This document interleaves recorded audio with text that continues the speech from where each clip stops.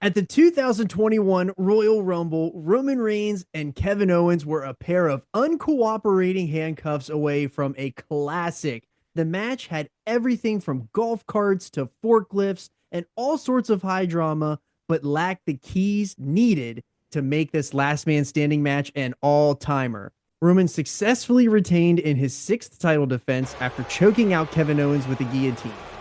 The men's Royal Rumble saw Edge come in at number one and outlasted the other 29 competitors to punch his ticket to the main event of WrestleMania 37. What will the fallout of Edge's Rumble win be?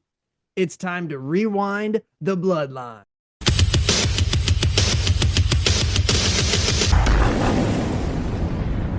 Before we get into everything, don't forget to acknowledge us. Like the shows, hit that subscribe button and turn on the notifications for when we drop new content. It is the best way to support the channel and help us grow.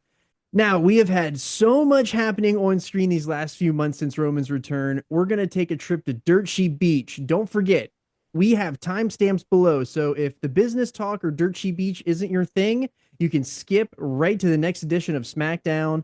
So before we jump into WrestleMania season, why don't you get us kicked off with all the behind the scenes and take us to Dirt Sheet Beach, Goose? So we are starting with the January 18th, 2021 edition of the Observer newsletter, where we are looking over SmackDown year-over-year ratings. Reminder that SmackDown debuted in Fox in fall of 2019.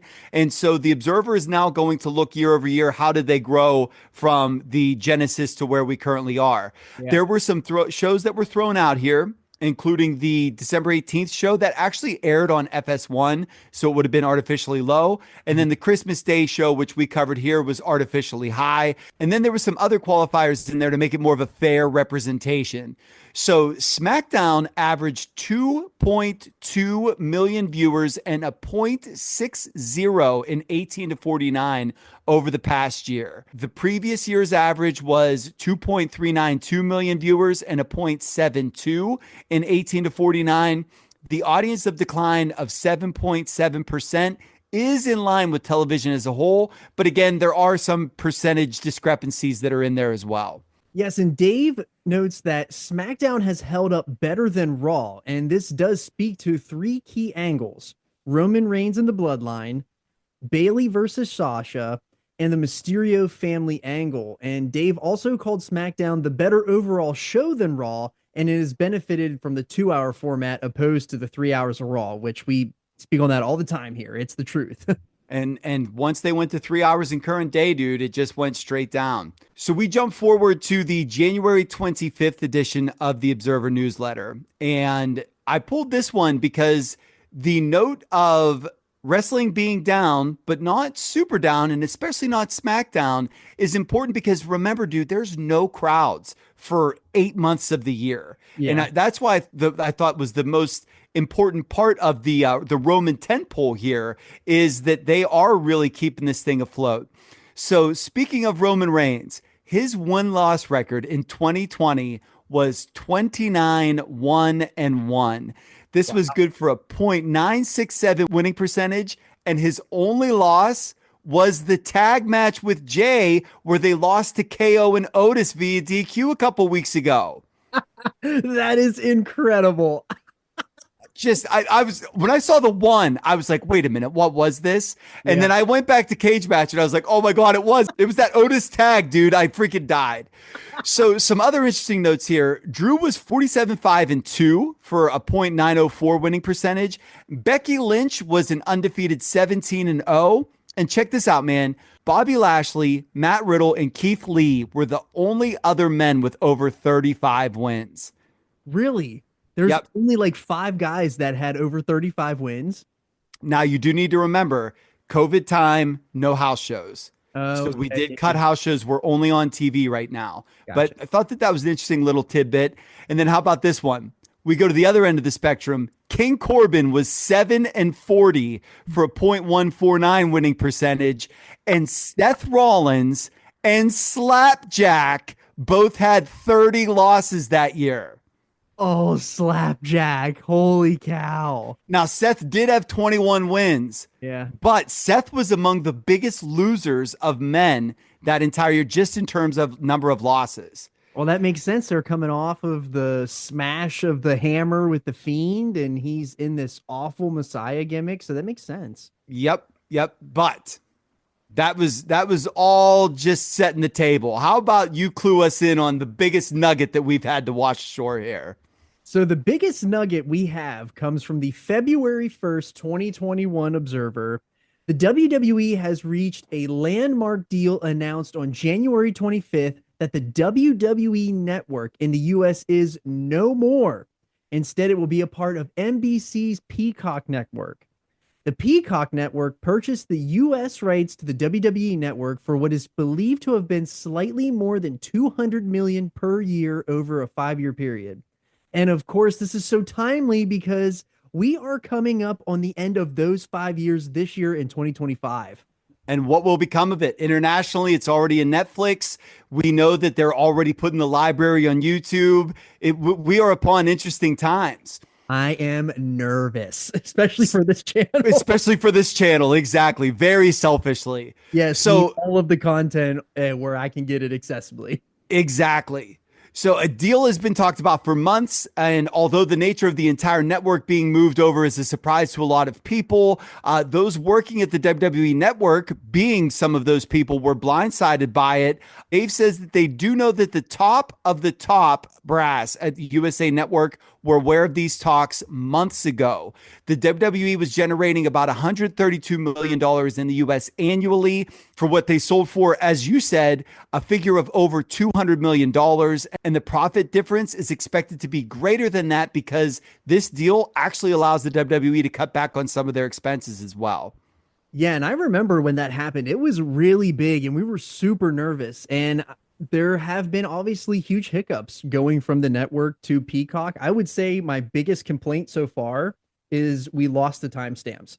That is the one thing that I miss to this day about the WWE content is that we lost timestamps in Peacock and they just won't do it. My other gripe is changing everything to seasons. I agree. Yep, I don't like Not years, but seasons. Yeah, I hate that because I feel like that's just setting us up for like what you always like to talk about is if it goes to Netflix, they recycle content. And if they're gonna put up the raw vault, or they gonna pick and choose years to keep available at certain times, are they gonna recycle stuff? It's like you said, we have interesting times ahead of this. So the Observer goes into the messy economics of the deal, and it says that the idea was rooted with the success that the UFC brought to ESPN Plus.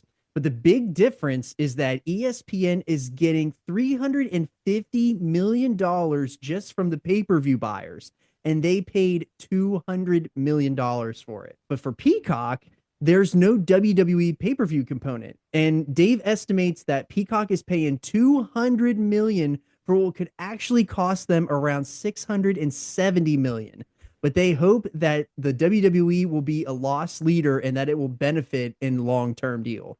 And we still hear to this day that Peacock is just bleeding money. And the thing about it is, and look, I want it to stay this way because I like the price, but the price versus what we get, those two things really don't jive, especially whenever people are shelling out $50 a month, 6 months a year for AEW shows. It still happens. Yeah, it does. You're right about that. And people would pay for Mania. They would pay for Survivor Series. But hey, let's not give them any ideas, right? so the changeover will officially be on March 18th, which explains why they added the Fastlane pay-per-view on March 21st, only 20 days before WrestleMania. So the plan is to use Fastlane and then WrestleMania to roll out the service. And the hope is that those events would be a huge swell in subscribers with the momentum created around them. The plan is for WWE's entire 17,000 hour library to be moved over, and the WWE is happy because it has lowered pressure on them to offer new programming as an incentive to purchase the network, and what they do produce will come at a much lower production cost. So again, we're looking at Nick Khan, man. He's the money man.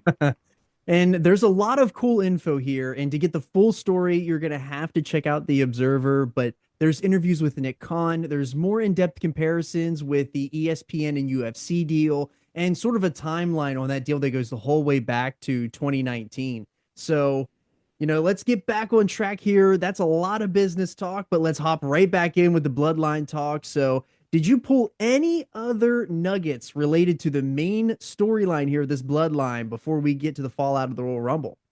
Yeah, I got one. So from the February 8th Observer, Meltzer reports that the result of the Rumble, and he says, although this isn't announced, puts Edge versus Roman in for the Universal title, where Edge can regain the title that he never lost. Dave said at the moment, there is no plans regarding who wins the match. Thought that was really interesting. Yeah. So Roman also did an interview with Sports Illustrated, and he basically responded to all the things that Undertaker said on Joe Rogan's podcast. Among those were Roman said that it would have been, quote, too easy to wrestle in the late 90s because it's, quote, much harder to be PG. I thought that was interesting, and I actually get where he's coming from. Mm-hmm. When you could just let words flow, and you could be bloody, and you could be rash, and you could be all those things. It's easy to get heat. It's easy to get cheers, and you do have to have more character development here in this current PG era. The other note that I have is Dave reports that Roman Reigns and Brock Lesnar at WrestleMania is on the table as an obvious match down the line, but not this year. And listeners, watchers, you can check back with us whenever we get to 2022. We'll be there. Yep, we will. So, John, let's give the people what they came for. Take us to the Smackdown after the Royal Rumble. So the show opens with an in memory of the natural Butch Reed who passed away on that day. It is February 5th, 2021 edition of SmackDown, and the show starts with the Royal Rumble last Sunday graphic. Yeah, we see Bianca and Edge flashbacks. We got Bianca saying, Edge is saying, I'm walking out of WrestleMania as champion, as they're giving their post-Rumble promos. Michael Cole greets us and lets us know that we are officially on the road to WrestleMania. And then Graves asks if Edge or Bianca will make their respective decisions tonight. Roman's music hits and Cole says, maybe it's this man. And Roman comes out. Paul is to his left, and a returning Jey Uso is to his right. So if you did not catch the Royal Rumble episode, Jey was out with COVID. If you want the rest of that, check out the Royal Rumble episode from last week. And Roman here is rocking the Space Jam 11s. Love that. And he raises that belt high above his head. He gets all the pyro, and Paul is just smiling from ear to ear, and Jey is just rubbing his hands together, and he's ready to get nasty. Yeah, we get stills, and this is important, no video here, stills of the last man standing match, including the golf cart, the swanton, the video board spear, Roman being handcuffed, the referee bump. We did skip over nearly 3 minutes of handcuff drama, thank goodness, and then the low blow, and then the guillotine. So we get some piped in, you suck chants, and Roman takes the microphone and says, I'm not big on the past. I'm not a big fan of recapping, but if you saw the Rumble, I beat Kevin Owens. Like I said I would, because I'm a man of my word. So enough about the past. Let's talk about the future. And apparently, the future's Edge.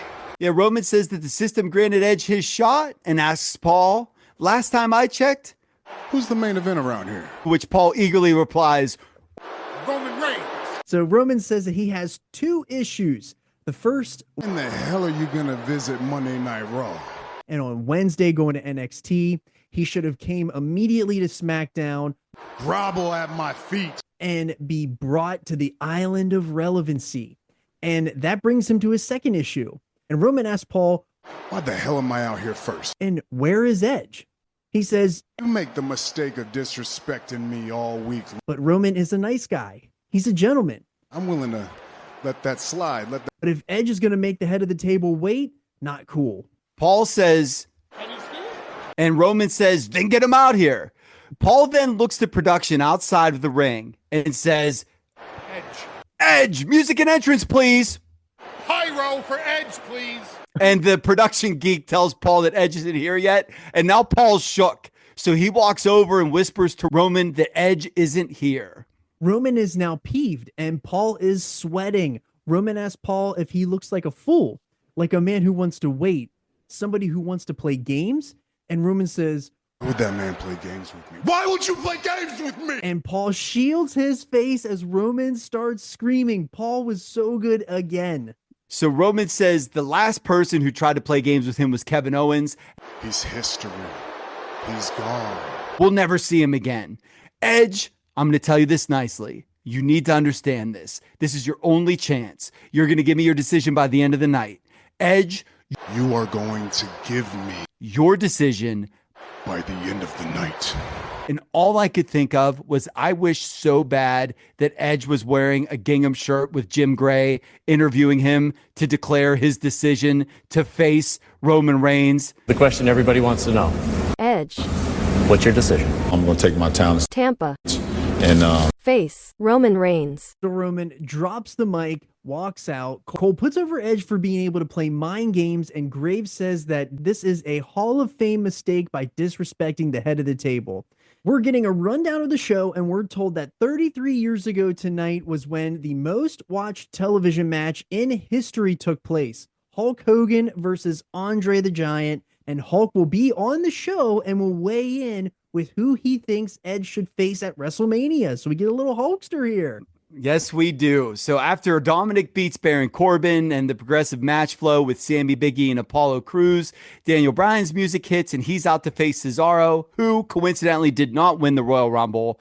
These two have a nice little TV match. Cesaro's head gets cut about halfway through it. Are awesome in the ring, so of course it's good. We cut to Nakamura watching as Cesaro's hitting his uppercuts. Cesaro fights out of a yes lock. Bryan makes his comeback. Cesaro hits a gorilla press backbreaker, the big swing, and then he taps Daniel Bryan out with the sharpshooter. Blew my mind here. So after the match, the side of Cesaro's head is just covered in blood. He walks over. Bryan's just in a heap in the corner, and he gives Bryan the hand pound. So apparently the heel run is over. And after a Bayley and Ruby Riott match, we get our first WrestleMania promo post-Rumble, and we are 64 days away. And he's here, the Rated R Edge is walking through the back, and he gives Sonya Deville a hand pound. Michael Cole reminds us that Roman wants his decision tonight. So speaking of, Bianca comes out to make her decision, but she's interrupted by Reginald and then Carmella, and then all of them are confronted by Sasha Banks. The segment ends with Bianca whipping Reginald, so she does not make her decision yet. Cut backstage after that, and Roman's in the leather chair with Jay behind him. Paul leans over Roman's shoulder, and we get our first real glimpse at the red iPhone right here. So it is on full display right above Roman's shoulder. Paul says, "It's confirmed this time." Edge is finally here. And Roman strokes the beard, and we cut to commercial. And after an Alpha Academy Dirty Dogs match, Michael... 2021 WWE, dude. You're not kidding. So Michael Cole again reminds us of the 33-year anniversary of the most watched match in television history. We then see clips of Andre slamming Hogan off of the top, giving him some kind of butterfly suplex and covering him for 3. Even though Hogan gets the shoulder up, and we see double with the Hebners as the $1 Million Man puts on the title belt, and Hogan throws Baby Earl out of the ring, and it looks like no one catches him.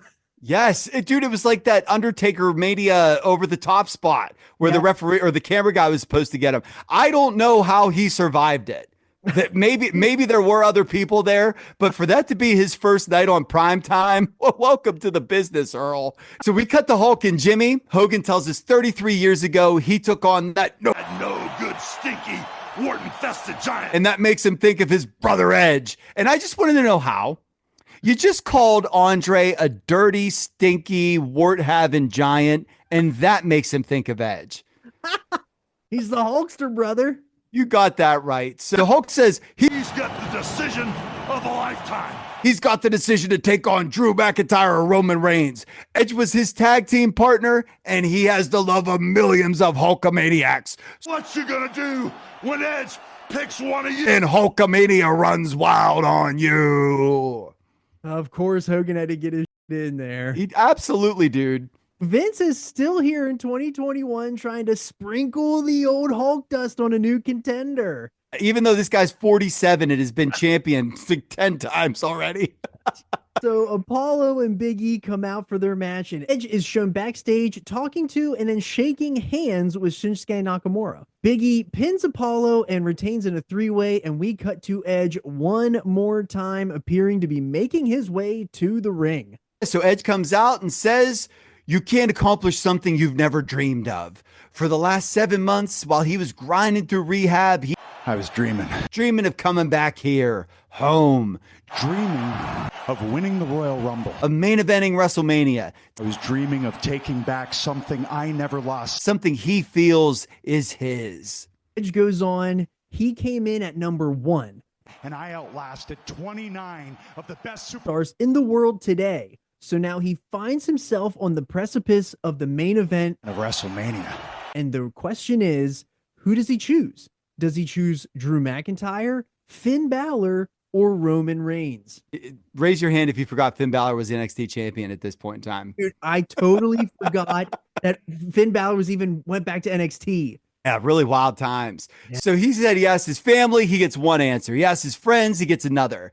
I pulled over. I said, who do I choose? He gave Apparently a really nice guy who he should pick, and John told him something different. And all I could think of was, please have been John Baker. Please tell me that you were out walking the streets of Tampa in early 2021, just giving advice to some rated R guy walking down to Strizzy. He gets done with that line. Roman's music hits, and our Space Jam adorning tribal chief, Paul Heyman, and a pacing Jey Uso all make their way down to the ring. Cole reminds us that Roman demanded a decision be made tonight. Graves reminds us how disrespected Roman has felt by Edge making his rounds before coming to SmackDown. And Edge is standing alone in the ring while all three of them make their way in. Jay points, and I believe he's pointing at Edge's shoes here. And I don't know if they're just because they looked like they were just colored with crayon or what the deal was. Like, what are those? I don't know if that's what we were doing, but it was strange. Edge takes the mic and says, You had to bring backup? "You're already sweating me because I'm out here alone." Roman then says, "Man to man, I give you my word. Without my blessing." Paul will not make a move on you. And Paul cracks, dude. He's just cackling back there. Edge says that he's renting space in Roman's head. And That's why he's out here. Edge apparently hasn't been watching the product for 4 months here because Jay's been out with Roman every single time they ever do anything. Yeah. Nonetheless, Roman tells Jay that he'll meet him at the bus, and he dismisses him. So Jay and Paul duck out. Roman tells Edge All right, that's your one pass. he disrespected him, but he can acknowledge Roman, As the main event of WrestleMania, acknowledge him as the champion of choice. say my name. Say my name. That's your cue. Go. And Edge looks at Roman, and Roman is spun around, and he is stunned by Kevin Owens. Oh my God, Kevin Owens, a stunner to Ray. And Roman is down, and now neither Edge or Bianca have made their decisions as the show fades to black. I'm shaking with anger here. I watched the Rumble, and we know what the matches are. Yeah. But I was excited because I had thought that this was the third show. They do the thing where they go brand to brand. Here's your last one. I was like, okay, we're going to get something. And for us to come out of here with both of them just being like schmozzy, no finishes, I was hot. I do need to say, though, and you brought this point up whenever I was hot in the text group, that we do have 2 pay-per-views. I do understand that. That all being said, give us what we want, man. 64 days from WrestleMania. Yeah. Do you know what I'm saying? Let's build this sucker. Exactly. Yeah, no, I agree. I didn't see Kevin Owens coming out there, and it totally makes a lot of sense. And the reason why it makes a lot of sense that Kevin could get in there and do that to Roman was because Roman let his guard down, and he just let Paul and Jay go to the back. So he was out there by himself, no safety net. It was just Roman alone. And what happens? He gets stunned. Excellent point. I was more shocked that obviously we're running this back. Yeah. So we're going to go Roman versus KOV4. Look, man, maybe after that finish in that last man standing, maybe they just demanded it. So let's do this right. Yeah, I don't hate it. I think that they've had really good matches. They've just had really bad circumstances from what happened at the Royal Rumble match. Time. So before we get out of here, brother, why don't you take us to your island of relevancy for the week? So for the island of relevancy this week, I'm putting on that final segment of SmackDown. I thought that this was a really clever way to kind of kick us into the WrestleMania season. It was really cool for the fact that, it was really like letting Roman's guard down completely, fully exposed, and he got exposed. And I think that that is just going to play into for the rest of the road to WrestleMania. We got 2 more pay-per-views. Let's go. All right, I'm good with it. And all right, Goose, what are you tossing into the ocean of obscurity? so I wanted to throw in Jim Gray for not being there. Like, I feel like if we would have had Jim Gray, we would have had a decision be made.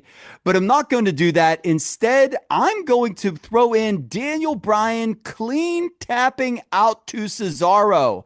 I don't know why we're doing that, and I don't like it. I hope, and I mean, he will, but I hope that he changes my mind here coming up in this main event. So yes, I did not like seeing him just lose to everybody everywhere. So get out of here.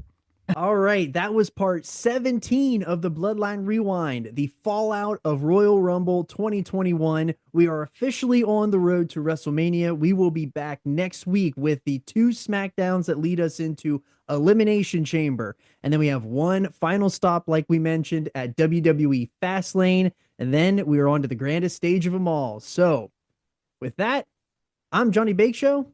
I'm Teddy Mongoose. And we just called it in the ring.